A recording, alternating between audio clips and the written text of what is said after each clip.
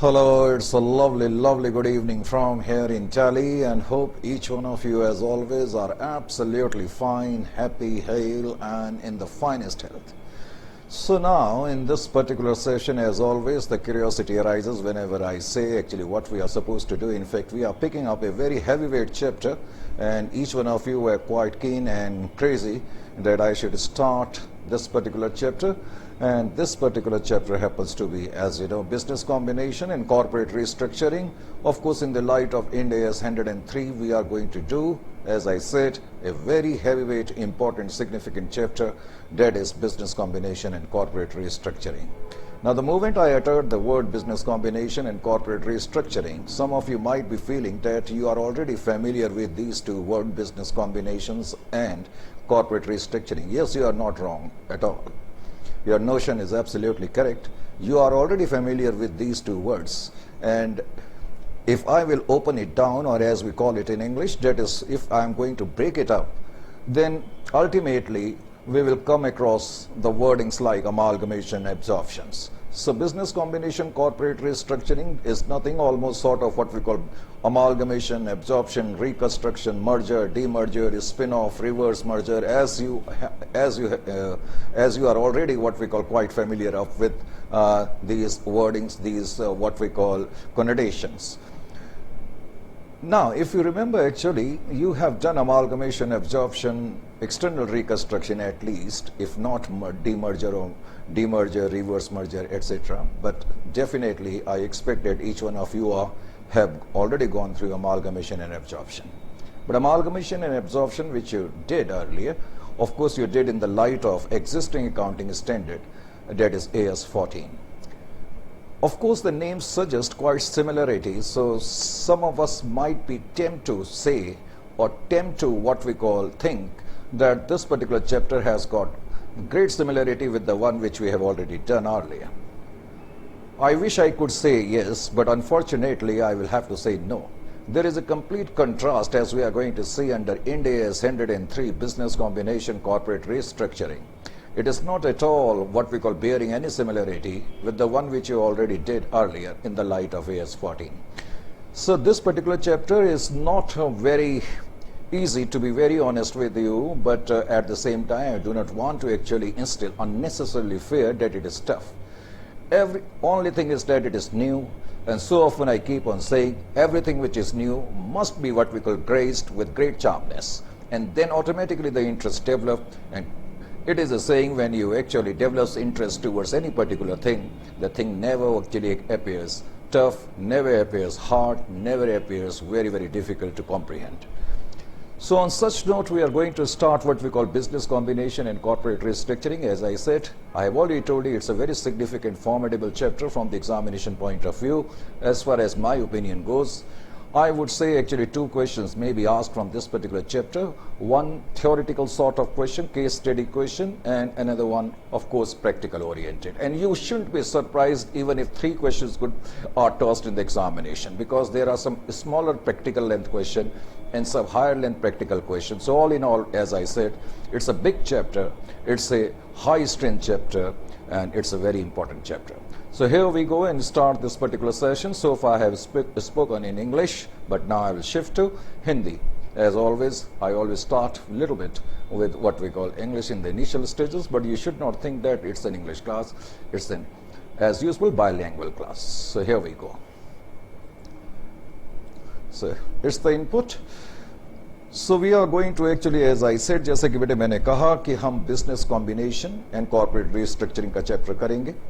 मैंने कुछ लम्हा पहले ये भी कहा था कि एक मर्तबा ये नाम सुनकर के ऐसा लगता है जैसे कि इन वर्डिंग से हम फेमिलियर हैं, फ़कत हमने ये चैप्टर पहले करा हुआ है.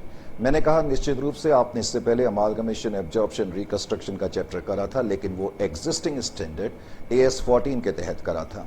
लेकिन अनफॉर्चुनेटली उस चैप्टर में, या जिस तरीके से हमने अमालगमेशन, एब्जॉर्प्शन, मर्जर, डीमर्जर्स पहले करे थे, उनमें और अब हम जिस तरीके से करेंगे, क्योंकि अब हम इंड AS 103 के हिसाब से करेंगे, तो उसमें अब ज़मीन और आसमान का फ़र्क है. इंड AS 103 की हिदायतें, guidelines, recognisation principles completely in contrast हैं. तो अब हम इसको देखेंगे. ये एक तरीके से आपके लिए और मेरे लिए, दोनों के लिए एकदम नया चैप्टर है. करेक्ट.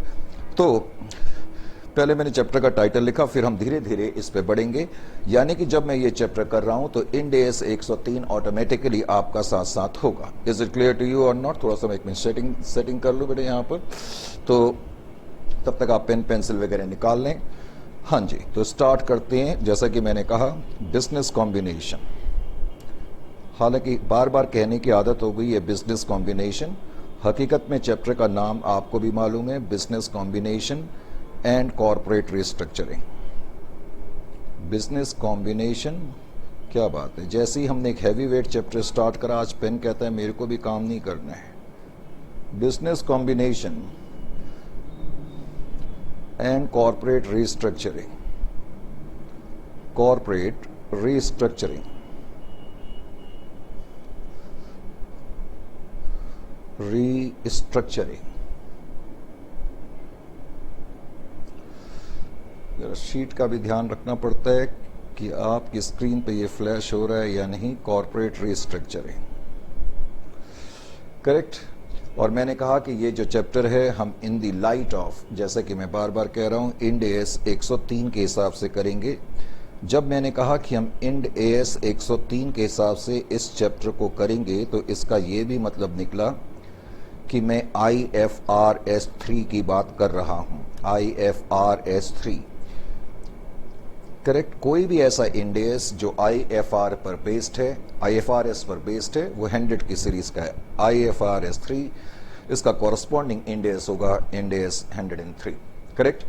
बिजनेस कॉम्बिनेशन का चैप्टर हम स्टार्ट कर रहे हैं, आप लोग तैयार रहें। तो मैंने अब बोलना शुरू करा। शुरुआत में ऑफ कोर्स हम थोड़ा सा डिस्कशन करेंगे ही। मेन ऑब्जेक्टिव इस स्टैंडर्ड का बेसिकली क्या है, अगर मैं आपसे कहूँ, अभी आपने लिखना नहीं है, मैं एक रफ शीट ले रहा हूँ। ये मैंने एक रफ शीट निकाली। रफ शीट कहाँ चलेगी? चलिए जी, चलो मैं दूसरी रफ शीट निकाल लेता हूँ। यहाँ ना कोई, एक सेकंड जरा वेट करें। ये लीजिए जी, मैंने एक रफ शीट निकाली और अभी तुमने कुछ लिखना नहीं है, ठीक है। पहले ये ध्यान रखना है कि कुछ भी लिखना नहीं है। बिजनेस कॉम्बिनेशन, मान लेते हैं एक एंटिटी ए है और एक एंटिटी बी है। हम ये भी मान लेते हैं कि इस एंटिटी ने इस एंटिटी का बिजनेस ले लिया। किसने बिजनेस ले लिया? एंटिटी ए ने एंटिटी बी का बिजनेस ले लिया। एक आम बोलचाल की भाषा में हम बोलेंगे कि ये परचेजिंग कंपनी है। जैसा कि आप इससे पहले जब अमालगमेशन एब्जॉर्प्शन करते थे तो आप अधिकतर इन्हीं अल्फाजों का इस्तेमाल करते थे। ये परचेजिंग कंपनी है, जिसका बिजनेस हमने ले लिया, वो वेंडर कंपनी है,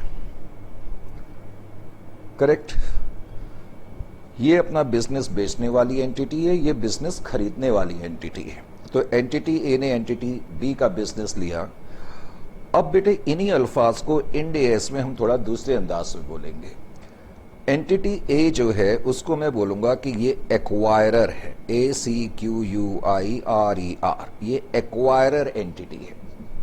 एक्वायर करना, किसी चीज को हासिल करना, तो उसी से ये लफ्ज बना दिया गया एक्वायरर। और जिस एंटिटी को बेटा एक्वायर करा गया है वो एक्वायरी कंपनी है। हालांकि पहले भी ऐसे वर्ड यूज होते थे जैसे वेंडी कंपनी, अगर आपने कभी सुना हो तो। एनीवे, अभी हम धीरे धीरे आपको इंडेस के लफ्जों के प्रति, मैंने कहा, आकर्षित करने की कोशिश कर रहे हैं। तो आम बोलचाल की भाषा का यूज कर करके हम टफर जार्गन को समझने की कोशिश करें। जार्गन का मतलब है शब्दावली को यूज करने, समझने की कोशिश कर रहे हैं। ए ने बी का बिजनेस लिया, तो मैंने कहा इंडेस की परिभाषा में इसको मैं एक्वायरर कंपनी कहूंगा, इसको मैं एक्वायरी कंपनी कहूंगा, करेक्ट। अब मुझे समझाने की जरूरत नहीं पड़नी चाहिए कि एक्वायरर किस एंटिटी को कहते हैं और एक्वायरी किस एंटिटी को कहते हैं। जो बिजनेस ले रही है वो एक्वायरर है, जिसका बिजनेस लिया जा रहा है वो एक्वायरी है। यहां तक कोई बड़ी बात नहीं है। चूंकि अब हम इंडेस 103 को देख रहे हैं, तो इंडेस 103 की जो गाइडलाइंस हैं उसका भी साथ साथ हम विश्लेषण करेंगे, विमोचन भी करेंगे, करेक्ट। अब स्टैंडर्ड पहले तो क्या है, ये स्टैंडर्ड का बेसिक थीम क्या है। अगर मैं एक बहुत ही शॉर्टकट अंदाज में बात करूं, कम अल्फाजों में बात करूं, तो मैं ये कहूंगा कि इंडेस 103 का जो मुख्य उद्देश्य है वो दरअसल एक्वायरर से रिलेटेड बुक से है, क्योंकि ये बिजनेस लेने वाली एंटिटी है। स्टैंडर्ड जो है हम बाद में देखेंगे कि हमें कुछ गाइडलाइंस प्रस्तुत करता है जिसमें कि एक्वायरर को कुछ गाइडलाइंस मिलती हैं, कुछ इशारे मिलते हैं, कुछ हेल्प मिलती है कि किस तरीके से वो रिकग्नाइज करे, मेजर करे अपनी फाइनेंशियल स्टेटमेंट्स में उसने एक्वायरर ने जो जो इससे एसेट लिए हैं, जो जो इसकी लायबिलिटीज टेक ओवर करी हैं, वेंडर कंपनी के जो एसेट और लायबिलिटीज हमने टेक ओवर करे हैं, ये रफ शीट है, अभी आपने नहीं लिखना है। तो स्टैंडर्ड कहता है, बेसिकली स्टैंडर्ड का थीम क्या है, स्टैंडर्ड हम देखेंगे बाद में, it establishes the principles with respect to recognisation rule, with respect to measurement rules, with respect to the assets and liabilities which the acquirer has taken over of the acquiring entity. Correct?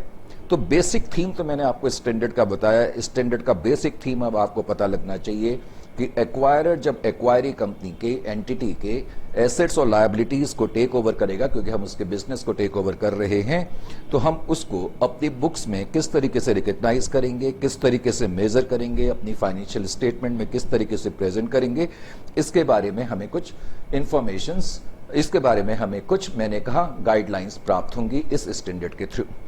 Number 1 point, अभी आपने लिखना कुछ नहीं है, मैं सिर्फ standard का theme प्रस्तुत करने की कोशिश कर रहा हूं। दूसरी चीज, आपको याद होगा जब आप अमालगमेशन एब्जॉर्प्शन नाम का चैप्टर करते थे, खास तौर से जब आप परचेजिंग कंपनी की बुक्स में एंट्री करते थे, तो यहां परचेजिंग कंपनी एक्वायरर है। मैंने ये भी कहा इंड एस 103, अगर मैं कम अल्फाज में कहूं तो बेसिकली हम देखेंगे कि एक्वायरर से रिलेटेड बुक से ही संबंधित है। करेक्ट, मोटे तौर पर।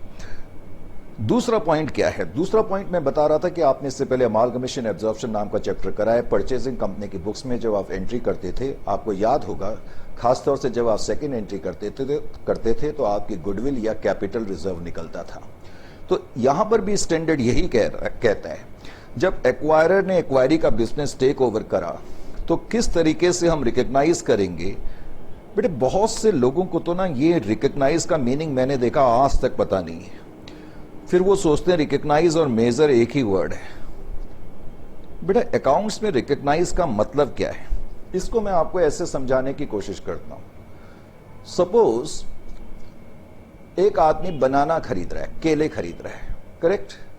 अब उसने 4 केले खरीदे, या चलो आधा दर्जन थे उसने केले खरीदे, 6 केले उसने खरीदे और बनाना लेकर के वो घर आया। घर में उसकी वाइफ ने कहा, क्या बेकार से केले तुम लेकर के आ गए, अब ये देखो 2 केले तो कितने खराब हैं। तो उसकी वाइफ ने 2 केले तो बिल्कुल बस झटके से फेंक ही दी, ये खाने लायक, और 4 केले लेकिन उन्होंने रख ली। इसी को मैं अकाउंटिंग लैंग्वेज में कहूंगा, 6 बनाना में से उन्होंने 2 बनाना को रिकग्नाइज नहीं करा। उन्होंने ये माना ही नहीं कि ये जो है बनाना हमारे पास आए। Are you getting the point of recognisation? और 4 बनाना उन्होंने जो है वो रिकग्नाइज कर लिए। सिमिलरली अकाउंट्स में अब यहां पर क्या पोजीशन है, मैंने किस तरीके से उसको एनालाइज नहीं कर रहा, मैं एनालाइज करने की कोशिश करी है, इसमें समानता लाने की कोशिश करी है कि जब हम एसेट्स और लायबिलिटी ले रहे हैं तो उसमें से किसको पहले तो रिकग्नाइज करें, यानी कि किसको हम पहले अपनी बुक्स में लिखें।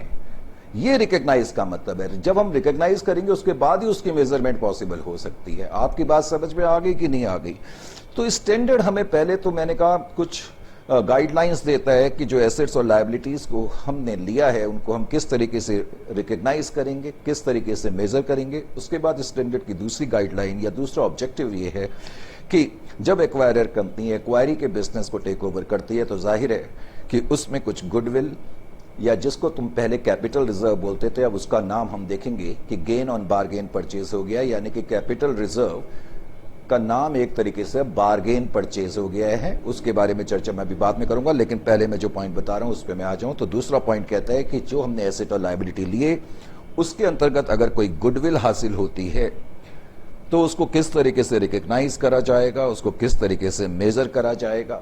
या फिर अगर कोई गेन होता है, जिसको अभी अभी मैंने कहा कि बारगेन परचेज कहेंगे, जिसको कि तुम पहले कैपिटल रिजर्व कहते थे, तो बारगेन परचेज पर जो बारगेन का मतलब है, देखो वैसे तो लॉजिकली मैं किसी का भी बिजनेस खरीदूं तो कभी भी मुझे गेन तो नहीं हो सकता।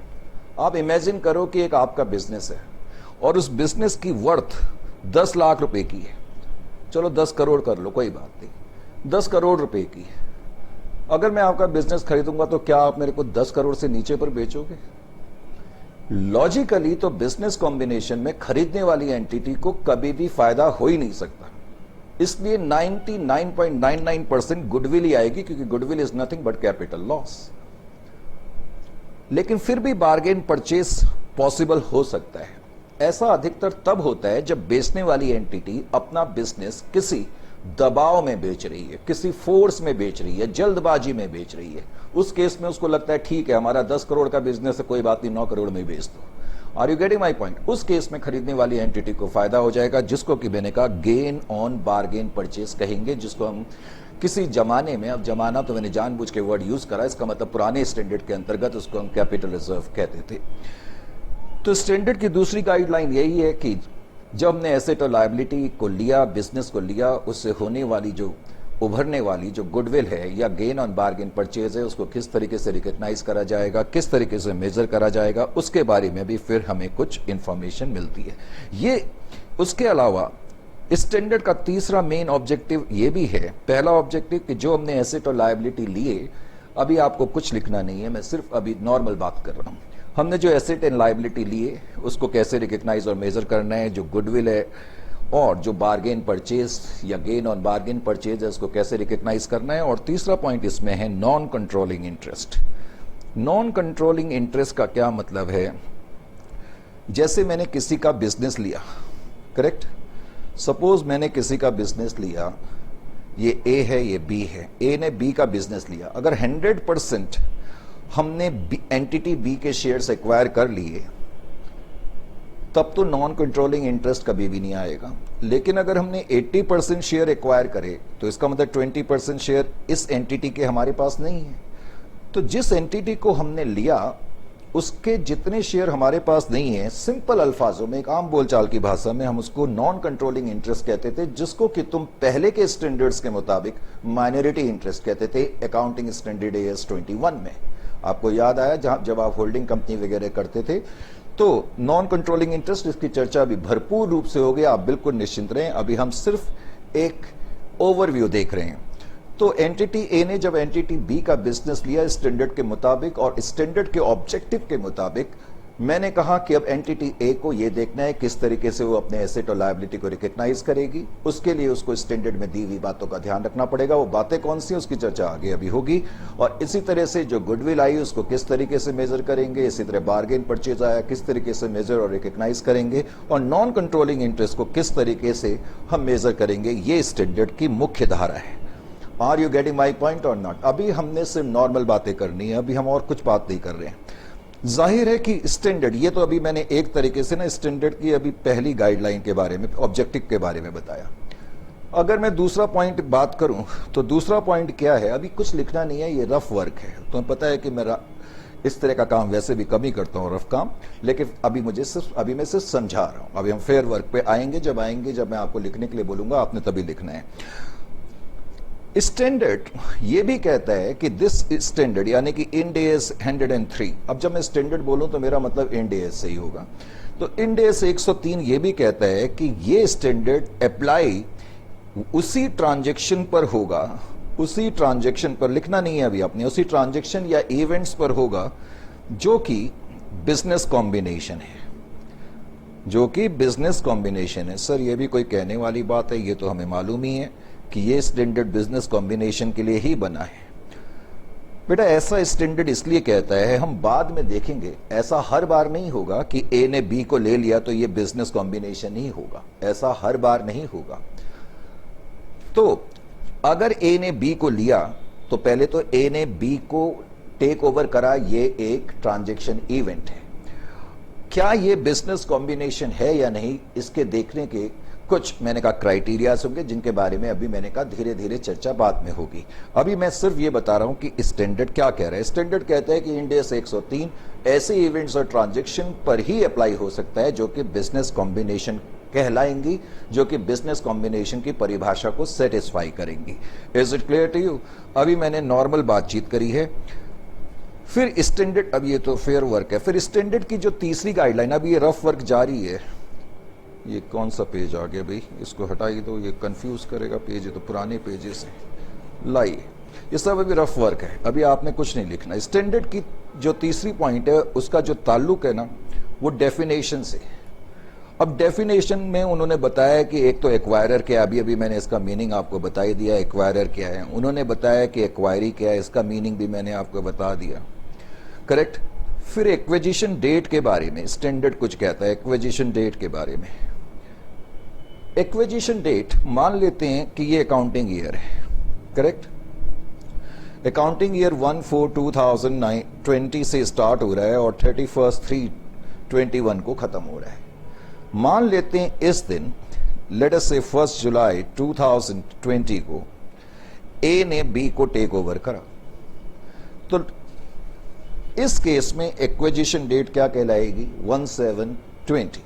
सिंपल वर्ड्स में एक्विजिशन डेट उस डेट को कहेंगे जिस दिन एक्वायरर एक्वायरी के बिजनेस को टेक ओवर करेगी। हालांकि इसके कुछ महीन पॉइंट्स भी हैं जो लम्हा ब लम्हा आगे धीरे धीरे रफ्ता रफ्ता हम आगे जिसकी बातचीत करते रहेंगे। Is it clear to you? मैंने कहा तीसरे पॉइंट का ताल्लुक कुछ डेफिनेशन या टर्मिनोलॉजी से है। उसमें एक पॉइंट है बिजनेस, ये बड़ा इंपॉर्टेंट पॉइंट है जिसपे हम बाद में काफी केस स्टडीज करेंगे, करेक्ट। इनफैक्ट मैंने कहा था ना कि इस चैप्टर से केस स्टडी भी पूछी जा सकती है। कई बार तो देखना ही समझ में नहीं आता कि ये बिजनेस है या नहीं है, और ये टर्मिनोलॉजी बहुत इंपॉर्टेंट है कई मायनों में। किस मायने में? क्योंकि अगर कोई ट्रांजैक्शन बिजनेस कॉम्बिनेशन नहीं होगी यानी कि बिजनेस नहीं होगी तो टेक्निकली उस पे ये स्टैंडर्ड अप्लाई नहीं करेगा। वैसे स्टैंडर्ड क्या कहता है? स्टैंडर्ड क्या कहता है भाई, बिजनेस का मतलब है एक इंटीग्रेटेड सेट ऑफ एक्टिविटीज। अभी आपने लिखना नहीं है कुछ भी, मैं बार बार कह रहा हूं आपको। ये कहता है एक इंटीग्रेटेड सेट ऑफ एक्टिविटीज है, integrated set of activities which is capable of fetching returns. अगर मैं शॉर्ट में कहूं तो अभी मैं समझाता हूं उसको। देखिए जी, मैंने आपका बिजनेस लिया, करेक्ट। अब आपके बिजनेस का मतलब है मैंने आपके एसेट और लायबिलिटीज लिए, आपके plant, machinery, man power, force वगैरह भी हो सकता है मैं टेक ओवर कर लूं। तो बिजनेस की परिभाषा क्या है? It is an integrated set of activities and asset जो कि कैपेबल हैं आउटपुट के। हम उससे कुछ आउटपुट प्रोड्यूस कर सकते हैं, उनको हम मैनेज कर सकते हैं, और इस तरीके से मैनेज कर सकते हैं कि हमें कुछ रिटर्न्स हासिल हों। रिटर्न्स हासिल हो, रिटर्न्स कैसे हासिल हो? डिविडेंड के रूप में हासिल हो या हमारी लोअर कॉस्ट के रूप में हासिल हो, करेक्ट। तो कहने का मतलब है कि जब तक कोई ट्रांजैक्शन बिजनेस की परिभाषा में नहीं आएगी, टेक्निकली हम देखेंगे इंड AS 103 उस पर अप्लाई नहीं होगा। तो अभी मैंने कहा बाद में हमने इस पॉइंट से रिलेटेड बहुत सारी केस स्टडी भी करनी है। अभी मैं सिर्फ तुम्हें स्टैंडर्ड क्या कह रहा है और स्टैंडर्ड में क्या क्या दिया है ये बताने की कोशिश कर रहा हूं। स्टैंडर्ड में तीसरे पॉइंट में मैंने कहा कुछ टर्मिनोलॉजीज दी हैं, जिसमें एक टर्मिनोलॉजी बिजनेस के बारे में भी है। बिजनेस के बारे में मैंने आपको ये बताया कि बिजनेस एक इंटीग्रेटेड सेट ऑफ एक्टिविटीज है, ऑफ एसेट्स का, correct, which is capable of being conducted, यानी कि जिसका हम यूज कर सकते हैं, और यूज इस तरीके से कर सकते हैं, उनको मैनेज भी कर सकते हैं, यूज कर सकते हैं, और मैनेज या यूज इस तरीके से कर सकते हैं कि हम को कुछ उससे क्या बोलते हैं रिटर्न्स हासिल हों। और रिटर्न किस फॉर्म में हासिल हों? रिटर्न हमें डिविडेंड के रूप में भी हासिल हो सकता है, रिटर्न हमें क्या बोलते हैं लोअर कॉस्ट के रूप में भी हासिल हो सकता है। Just hold on.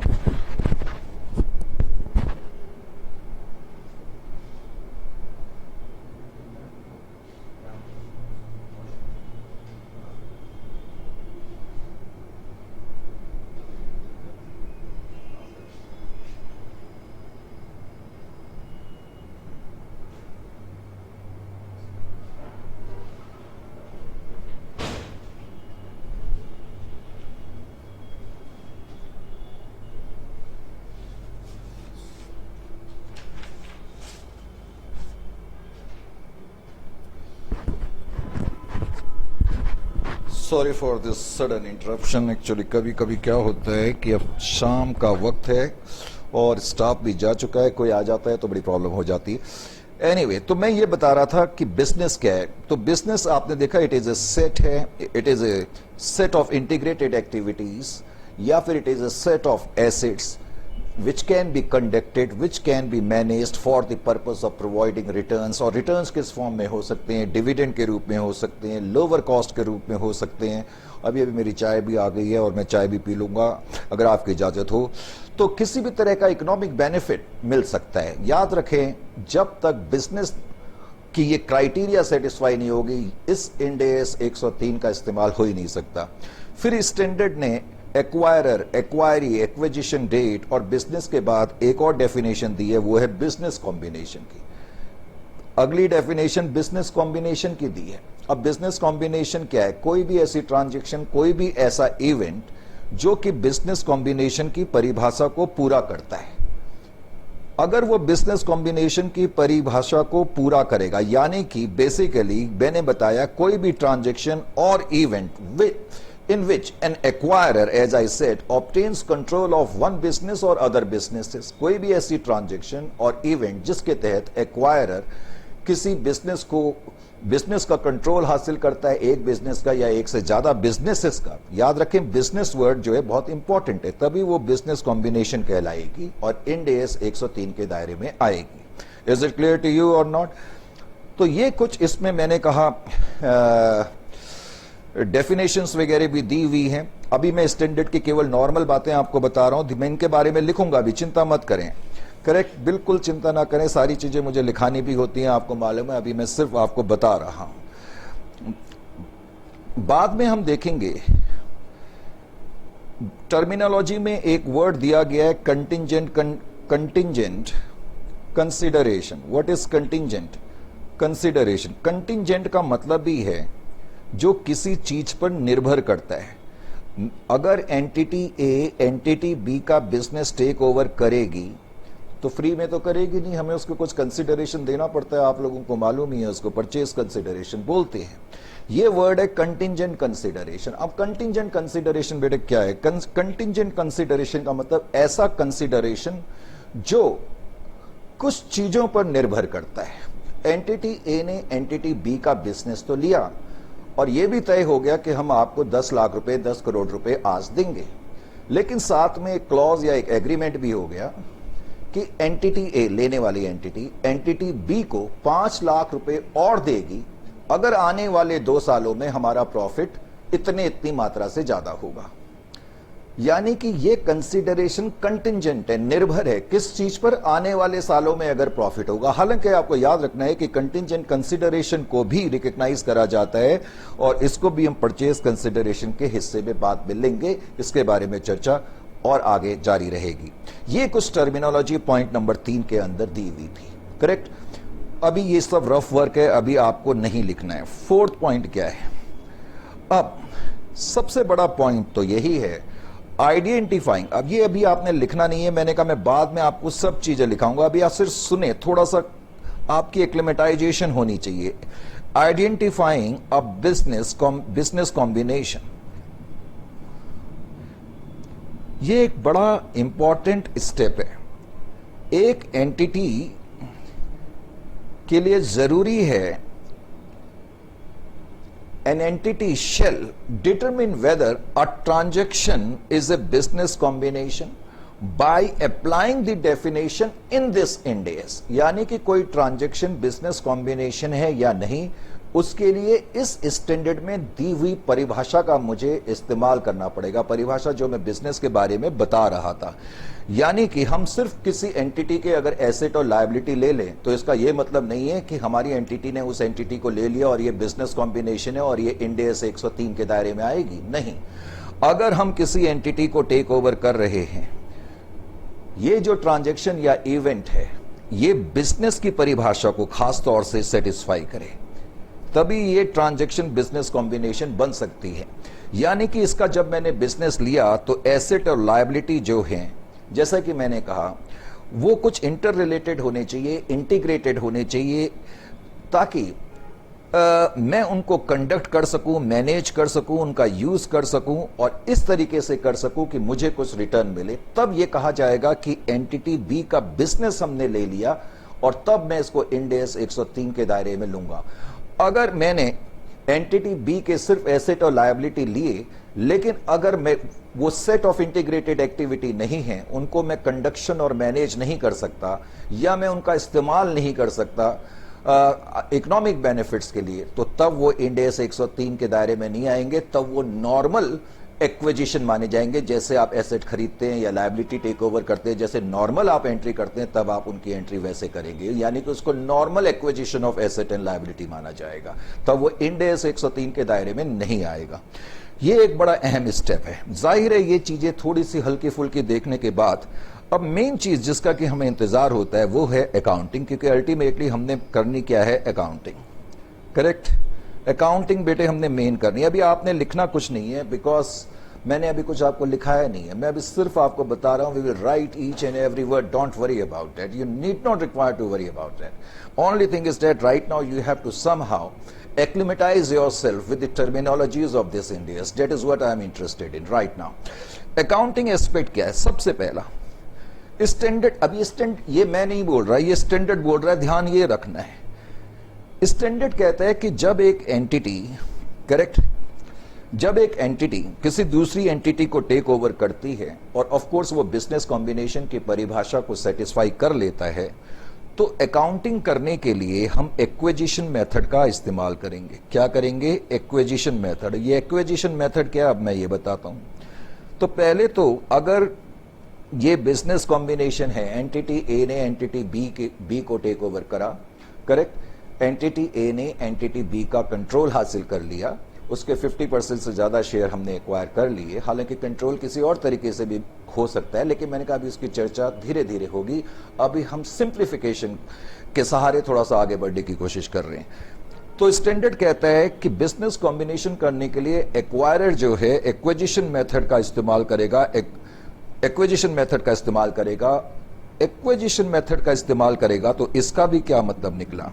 Acquisition method यानी कि अकाउंटिंग करने के लिए ये एक्विजिशन मेथड के जो स्टेप हैं, वो पहला ये कि पहला स्टेप तो यही है कि पहले तो मुझे ये देखना पड़ेगा, आपको भी बड़ी हैरानी होगी जब मैं लिखूंगा आइडेंटिटी, या स्टैंडर्ड कहता है, ये मैं नहीं लिख रहा, ये स्टैंडर्ड कह रहा है, आइडेंटिफाइंग द एक्वायरर। सर ये भी कोई बात हुई? ये भी कोई स्टेप है कि आप आइडेंटिफाई करो एक्वायरर? ये तो क्वेश्चन में दिया ही होगा। अब आपको मैं यहां एक मजेदार बात बताता हूं। जब मैंने आपसे कहा कि एंटिटी ए ने एंटिटी बी का बिजनेस ले लिया, नो डाउट कि ये एक्वायरर है, ये एक्वायरी है, लेकिन कभी कभी रेयर केसेस में इंड एस के तहत ऐसा पॉसिबल हो सकता है कि भले ही ए ने इसका बिजनेस लिया हो, लीगल तौर पर तो यही एक्वायरर है, लेकिन अकाउंटिंग करने के लिए इसको भी एक्वायरर माना जा सकता है। यानी कि जो एंटिटी जिसको टेक ओवर करा जा रहा है, वो जो कि टेक्निकली लीगल रूप से तो एक्वायरी कंपनी है, ये एक्वायरर है, लेकिन इंड एस में हम देखेंगे एक और कॉन्सेप्ट है, अकाउंटिंग एक्वायरर और अकाउंटिंग एक्वायरी। तो कभी कभी रेयर सर्कमस्टेंसेस में ऐसी पॉसिबिलिटी हो सकती है कि जिस एंटिटी को लिया जा रहा है अकाउंटिंग करने के पर्पस के लिए, उसी को मैं एक्वायरर मानूं। इसीलिए ये स्टेप है आइडेंटिफाइंग द एक्वायरर। हालांकि इस पर भी कुछ केस स्टडीज मैंने दी हुई हैं। अब सेक्शन वाइज मैंने क्वेश्चंस को सेटअप करा हुआ है, बाद में हम सेक्शन वाइज क्वेश्चन करेंगे। तो प्योरली आइडेंटिफाइंग द एक्वायरर के टॉपिक से रिलेटेड हम क्वेश्चन करेंगे। उसमें हम देखेंगे कि किस तरीके से हम पता करते हैं कौन एक्वायरर है। 99% जो बिजनेस टेक ओवर कर रहा होता है वही अकाउंटिंग एक्वायरर भी होगा, वही लीगल भी होगा, लेकिन रेयर केस में ऐसी पॉसिबिलिटी हो सकती है कि एक acquiree company, legal acquiree company, accounting purpose के लिए अकाउंटिंग एक्वायरर कंपनी मानी जाए। Is it clear to you? तो इसलिए ये स्टेप है। एक्विजिशन मेथड कहता है कि सबसे पहले तो एक्विजिशन मेथड ही यूज करना है आपको, पहले तो ये खुशी होनी चाहिए, कोई और मेथड नहीं है। नंबर 1 एक्विजिशन मेथड यानी कि बिजनेस कॉम्बिनेशन की अकाउंटिंग करने के लिए एक्विजिशन मेथड यूज होगा। हम पहला स्टेप है कि हमें यह पता करना है कि अकाउंटिंग एक्वायरर कौन है। करेक्ट, लीगल एक्वायरर तो दिया ही होता है, अकाउंटिंग एक्वायरर कौन है? हालांकि पता करना कोई मुश्किल नहीं होता, क्योंकि मैंने कहा 99.999% जो है, जो लीगल एक्वायरर है, जो बिजनेस ले रहा है, जो बिजनेस टेक ओवर कर रहा है, जो कंट्रोल एक्वायर कर रहा है, वही टेक्निकली हम बाद में देखेंगे अकाउंटिंग एक्वायरर भी होता है। लेकिन 0.1% ऐसे चांसेस हो सकते हैं कि एक्वायरी, लीगल एक्वायरी कंपनी को अकाउंटिंग पर्पस के लिए एक्वायरर कंपनी कहा जाए या माना जाए। ऐसा कब हो सकता है? मैंने कहा जब हम इस पर बेस्ड क्वेश्चन करेंगे तो तब हम उस पहलू पर आएंगे। उसके बाद point number B, acquisition method के अंदर, ये भी आपने लिखना कुछ नहीं है, फिर हमें पता करनी होती है कौन सी वो डेट है, डिटर्मिनेशन ऑफ एक्विजिशन डेट। ये पॉइंट नंबर बी है, डिटर्मिनेशन ऑफ एक्विजिशन डेट। मैं आपको बता ही चुका हूं, हालांकि इस पर भी मैंने अलग से कुछ क्वेश्चंस रखे हुए हैं जिसमें मैंने आपको और ज्यादा समझाने की कोशिश करी है कि किस तरीके से एक्विजिशन डेट का पता लगता है। हालांकि ये कोई मुश्किल नहीं है, 99% ये बड़े क्लियर रूप से दिया रहता है। डिटर्मिनेशन ऑफ एक्विजिशन डेट, तो आप पता करें किस दिन को आपने लीगली कंट्रोल एक्वायर करा है।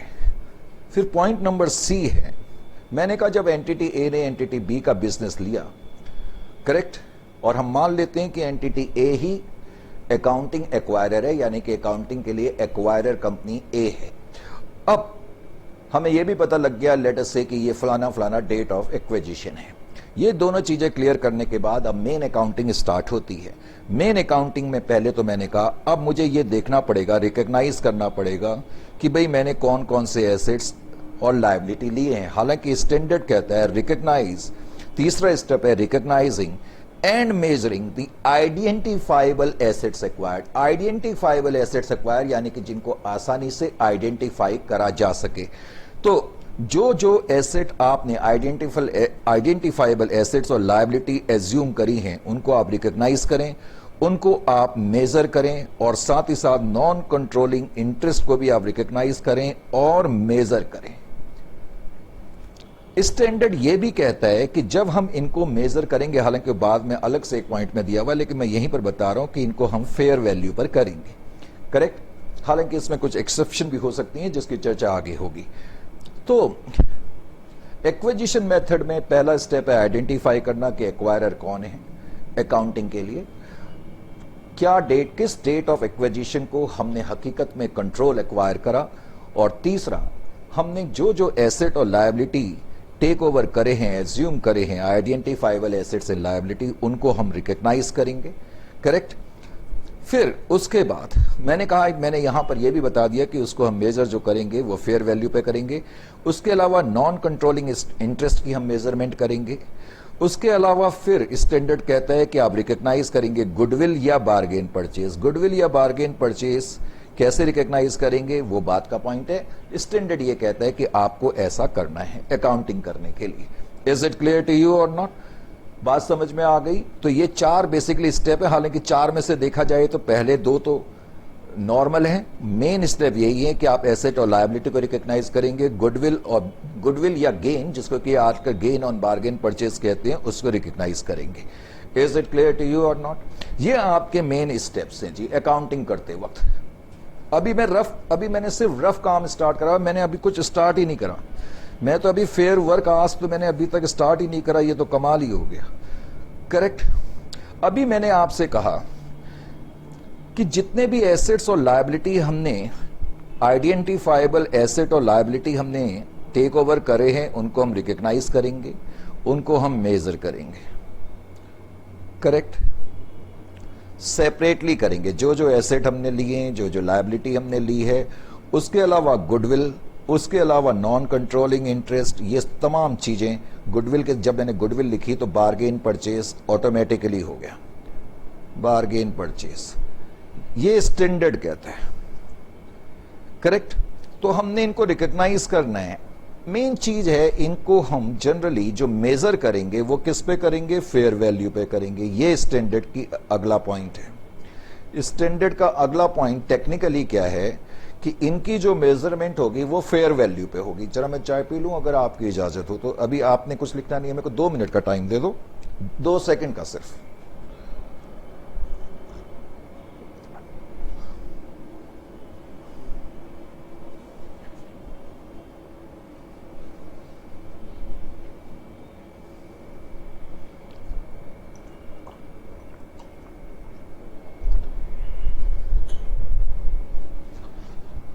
हाँ जी, तो मैंने कहा तीसरे पॉइंट, नेक्स्ट पॉइंट जो है वो मेजरमेंट से रिलेटेड है। मैंने बताया जो भी एसेट, लायबिलिटी, गुडविल वगैरह आपने रिकग्नाइज करें, उनको आप फेयर वैल्यू पे करेंगे मेजरमेंट, इसमें तो कोई डाउट ही नहीं है। लेकिन ना इसमें कुछ एक्सेप्शन है, हालांकि एक्सेप्शन पर मैंने बाद में अलग से केस स्टडीज लिखी हुई हैं, लेकिन अब पॉइंट चला है तो हल्का सा मैंने उसका भी बताया। एक्सेप्शंस जो हैं, एक तो कंटिंजेंट लायबिलिटी के बारे में, एक्सेप्शन जो है कंटिंजेंट लायबिलिटीज के बारे में। कंटिंजेंट लायबिलिटीज नॉर्मली आप क्या करते हैं, जब बिजनेस टेक ओवर, जब आप बिजनेस हासिल करते हैं नॉर्मली, या अकाउंटिंग स्टैंडर्ड, अगर आपने 29 एग्जिस्टिंग अकाउंटिंग स्टैंडर्ड की बात करूं या इंड AS 37 की बात करूं, जिसका कि ताल्लुक कंटिंजेंट एसेट और लायबिलिटी से है, लॉजिकली इंड AS 37 क्या कहता है कि बैलेंस शीट की डेट को अगर मेरे पास कोई ऑब्लिगेशन है, जिसको तुम प्रेजेंट ऑब्लिगेशन बोलते हो, बहुत से लोगों को प्रेजेंट ऑब्लिगेशन का मतलब नहीं पता लगता। प्रेजेंट ऑब्लिगेशन का मतलब बैलेंस शीट की डेट को ऑब्लिगेशन है।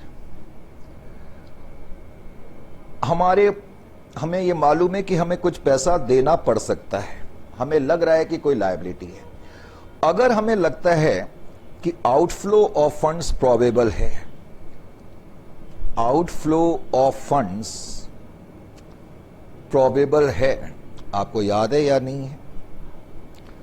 अगर आउटफ्लो ऑफ फंड्स प्रोबेबल हैं तो आप उसको रिकग्नाइज करते थे एज ए लायबिलिटी के रूप में। Are you getting my point और नॉट? याद आया आपको कि नहीं? लेकिन यहां पर मैंने कहा, पहले तो स्टैंडर्ड क्या कहता है कि जितने भी एसेट और लायबिलिटीज आपने टेक ओवर करे हैं उनको आप रिकग्नाइज करेंगे, यानी कि अपनी बुक्स में लिखेंगे। अब मान लेते हैं कि आपने बिजनेस टेक ओवर करा और उनकी कोई कंटिंजेंट लायबिलिटी है, लेकिन आउटफ्लो ऑफ फंड्स की संभावना कम है। अगर इंड AS 37 को मैं मद्देनजर रखूं तो टेक्निकली मुझे इसको लायबिलिटी के रूप में रिकग्नाइज नहीं करना चाहिए, क्योंकि आउटफ्लो ऑफ फंड्स ही नहीं है, प्रोबेबिलिटी ऑफ आउटफ्लो फंड्स नहीं है, तो मैं थोड़ी रिकग्नाइज करूंगा। इंड AS 37 तो यही कहता है, या एग्जिस्टिंग अकाउंटिंग स्टैंडर्ड 29 यही कहता है। लेकिन यहां पर इंड AS 103 क्या कहता है, उनकी अगर कोई कंटिंजेंट लायबिलिटी है और चाहे probability of outflow of funds है या नहीं, इर्रिस्पेक्टिव ऑफ दैट, आप इसको रिकग्नाइज करेंगे। तो इसका मतलब ये एक्सेप्शन रिकग्नाइजेशन का हो गया। नॉर्मली हम रिकग्नाइज कब करते हैं, मैंने अभी आपको बताया, जब probability of outflow of funds हो। लेकिन यहां इंड AS 103 कहता है कि मैंने जिसका बिजनेस टेक ओवर करा उसकी कोई कंटिंजेंट लायबिलिटी है और probability of outflow of funds हो या ना हो, हमने उसको रिकग्नाइज करना है। Are you getting my point और नॉट? इसी तरह से कुछ और एक्सेप्शंस तुम्हें दी हुई है। एक है इसी तरह से इनकम टैक्स की है, ये एक्सेप्शन है।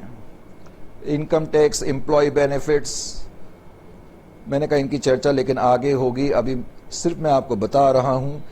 इंडिम्निफिकेशन एसेट, इंडिम्निफिकेशन एसेट, आपने पता नहीं ये सुना है या नहीं सुना। इंडिम्निफिकेशन एसेट क्या है? सपोज मैंने आपका बिजनेस टेक ओवर करा, करेक्ट,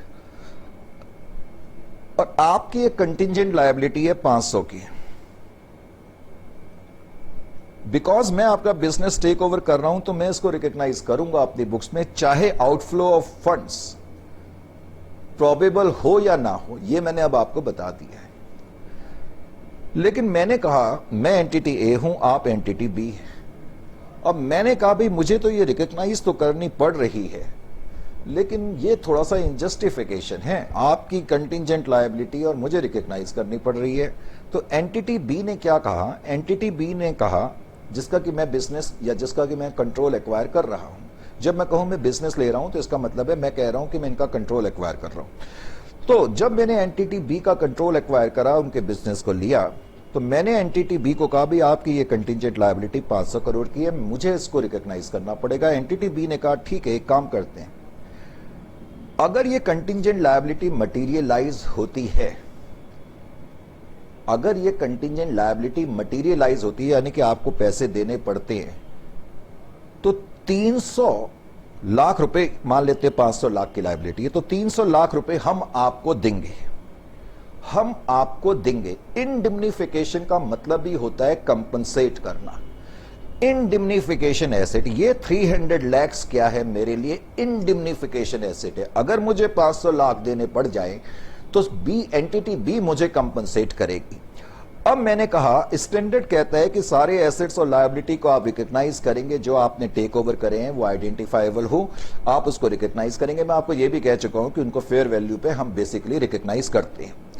फिर मैंने ये भी बताया इसके कुछ अपवाद है, जैसे कंटिंजेंट लायबिलिटी, क्योंकि नॉर्मल रिकॉग्नाइजेशन प्रिंसिपल हम यहां पर नहीं लगा रहे हैं, हम इसको रिकॉग्नाइज करेंगे चाहे probability of outflow of funds हो या ना हो, इसलिए ये इसको एक्सेप्शन कहा गया है। इसी तरीके से कुछ exception income tax, employ benefits और इंडिम्निफिकेशन एसेट के बारे में भी हैं। नॉर्मली क्या होता है कि जब हम किसी का बिजनेस टेक ओवर करते हैं, नॉर्मल अकाउंटिंग में जनरली हम इनको कंसीडर नहीं करते हैं या रिकॉग्नाइज नहीं करते हैं। Are you getting my point? आपकी कोई इनकम टैक्स लायबिलिटी है, आपने कोई एम्प्लॉय बेनिफिट्स को पैसे देने हैं और मैं आपका बिजनेस ले रहा हूं, तो नॉर्मली मैं इसको रिकॉग्नाइज नहीं करूंगा। लेकिन और नॉर्मली इंडिम्निफिकेशन एसेट, कंटिंजेंट एसेट, एक तरीके से उसको हम कहां रिकॉग्नाइज करते हैं? नहीं करते ना। लेकिन अभी मैंने कहा हम रिकॉग्नाइज कर रहे हैं। इसका मतलब जब मैं रिकॉग्नाइज कर रहा हूं तो ये अपने आप में अपवाद हो गए नॉर्मल रिकॉग्नाइजेशन के, तो ये भी अपवाद है। नॉर्मली नॉर्मल जो रूल है, जब नॉर्मल से हटके हम कोई काम करते हैं तो वो अपवाद माना जाता है। तो ये अपवाद है, हम इनको रिकॉग्नाइज करेंगे, इसलिए पहले तो अपवाद है, नंबर 1। नंबर 2, लेकिन ये जो है ना, इनको हम फेयर वैल्यू पे रिकॉग्नाइज नहीं करेंगे। पॉइंट ये, इसलिए ये जो अपवाद हैं ये अपवाद माने जाते हैं, क्योंकि अभी मैं आपको एकदम ना कंफ्यूज नहीं करना चाहता, मैं आपको सिर्फ ये बताना चाहता हूं, क्योंकि आप जब बाद में स्टैंडर्ड पढ़ेंगे तो मैं आपको ऐसे बताऊंगा, this is an exception to recognisation, but this is an exception, but all these items are an exception to both recognisation and measurement. तो स्टैंडर्ड क्यों कहते हैं कि ये अपवाद हैं रिकॉग्नाइजेशन के भी और मेजरमेंट के? ये अपवाद है रिकॉग्नाइजेशन के, वो तो मैंने आपको बता दिया, क्योंकि नॉर्मली हम इनको रिकॉग्नाइज नहीं करते, अब हम करेंगे। और ये अपवाद मेजरमेंट के इसलिए हैं क्योंकि हम इनको फेयर वैल्यू पे नहीं करेंगे, क्योंकि नॉर्मली जो एसेट लायबिलिटी हम ले रहे हैं उनको हम फेयर वैल्यू पे करते हैं। बात समझ में आ गई? तो ये कुछ पॉइंट भी आपको मालूम है। उसके बाद स्टैंडर्ड ने बातचीत करी है मेजरमेंट ऑफ गुडविल की, गुडविल को किस तरीके से मेजर करा जाएगा, बिकॉज 7, 8, 9 जो भी पॉइंट है, तो मेजरमेंट ऑफ गुडविल। अब बिकॉज इस पे हम बहुत सारे क्वेश्चन करेंगे और बार्गेन परचेज, तो इस पॉइंट की चर्चा बाद में होगी। करेक्ट। हालांकि मैं अभी एकदम फॉर्मूला आपको लिखा दूं कि भाई मैंने कंसीडरेशन कितना पे करा, नॉन कंट्रोलिंग इंटरेस्ट कितना है, और उसमें से मैं माइनस कर दूं fair value of net assets acquired, तो ऐसा करके हमारे पास गुडविल आ जाएगी। लेकिन वो बताने का फायदा नहीं है, अभी हम क्वेश्चन कराएंगे तो तब हम आपको बताएंगे कि गुडविल या बार्गेन परचेज कैसे कंप्यूट होगा। जब मैंने ये क्लास स्टार्ट करी थी तो मैंने आपको ये भी बताने की कोशिश करी थी कि इस चैप्टर में से आपका एक थ्योरेटिकल, एक तो प्रैक्टिकल में से, एक तो छोटा प्रैक्टिकल, तो छोटा प्रैक्टिकल ना आपका इसी टॉपिक से आने के चांसेस है। करेक्ट। अभी हम जब क्वेश्चन करेंगे, करीब मैंने 15-16 क्वेश्चन तो इसी टॉपिक पर दिए, calculation of goodwill, bargain purchase, non controlling interest. तो अभी हम जब क्वेश्चंस करेंगे तो तब आपको ये टॉपिक ऑटोमेटिकली समझ में आएगा। अगला पॉइंट बार्गेन परचेज के बारे में, मैंने कहा वो टॉपिक इसी में कवर होगा। करेक्ट। फिर स्टैंडर्ड ने अगला पॉइंट, एक्चुअली मैं सिर्फ अभी आपको ये बता रहा हूं कि स्टैंडर्ड में क्या क्या है। फिर अगला पॉइंट जो है वो कंसिडरेशन ट्रांसफर से है। लो जी, स्टैंडर्ड क्या कहता है? स्टैंडर्ड कहता है कि जब आप किसी का बिजनेस परचेज करेंगे या कंट्रोल एक्वायर करेंगे, करेक्ट, किसी को टेक ओवर करेंगे तो फ्री में तो करेंगे नहीं, आप उसको कुछ पेमेंट देंगे। करेक्ट। अब आपको ये मालूम होना चाहिए कि जो पेमेंट आप देंगे यानी कि कंसीडरेशन, वो एक तो वो फेयर वैल्यू पे मेजर होगी। इसका क्या मतलब निकला? फेयर वैल्यू पे मेजर होगी। सपोज मैंने आपको 2000 शेयर दिए 10 रुपए वाले, लेकिन मार्केट में मेरी कंपनी के एक शेयर की वैल्यू 300 है सिंप्लिसिटी के लिए, तो परचेज कंसीडरेशन 2000 इंटू 20 नहीं माना जाएगा, date will be considered 2000 into 300। ये मतलब है इसका। नंबर 1 कंसिडरेशन के अंदर दूसरा पॉइंट क्या है कि जो मैं आपको पेमेंट दे रहा हूं, मैं कैश में भी दे सकता हूं, शेयर्स में भी दे सकता हूं, इक्विटी में भी दे सकता हूं, प्रेफरेंस शेयर्स में भी दे सकता हूं, वारंट्स में भी दे सकता हूं, शेयर वारंट्स में भी दे सकता हूं, ऑप्शंस में भी दे सकता हूं, मैं किसी भी रूप में आपको पेमेंट दे सकता हूं। ये कंसिडरेशन के अंदर पॉइंट है। करेक्ट। फिर एक पॉइंट इसमें दिया हुआ है अगला पॉइंट स्टैंडर्ड का जो ताल्लुक रखता है, अभी मैं रफ वर्क कर रहा हूं, अभी आपने कुछ नहीं लिखना है, कुछ मैं सब लिखाऊंगा, चिंता मत करें। बहुत से स्टूडेंट को तो लगता है पता नहीं ये लिखाएंगे नहीं लिखाएंगे, चलो लिख दो। क्या लिखोगे तुम इसमें, अभी कुछ मैंने क्लियरली लिखा ही नहीं है। बिजनेस कॉम्बिनेशन इन स्टेजेस, अभी आप सिर्फ सुनते जाओ, पहले एक बार दिमाग में बना लो ये स्टैंडर्ड में क्या क्या है। Business combination achieved in stages, ये अगला पॉइंट है जी। इस पॉइंट में क्या है, सपोज मैं एंटिटी ए हूं, आप एंटिटी बी हैं, आपकी कंपनी के जितने भी शेयर्स हैं, आपकी कंपनी की टोटल जितनी भी शेयर कैपिटल है, मान लेते हैं उसमें से 35% शेयर मेरे पास हैं। अब मेरे पास है, इसका मतलब मैंने आपकी कंपनी में इन्वेस्टमेंट करी है, मैं आपको कंट्रोल नहीं कर रहा। कंट्रोल में कैसे कर सकता हूं, मेरे पास 35% शेयर्स ही हैं।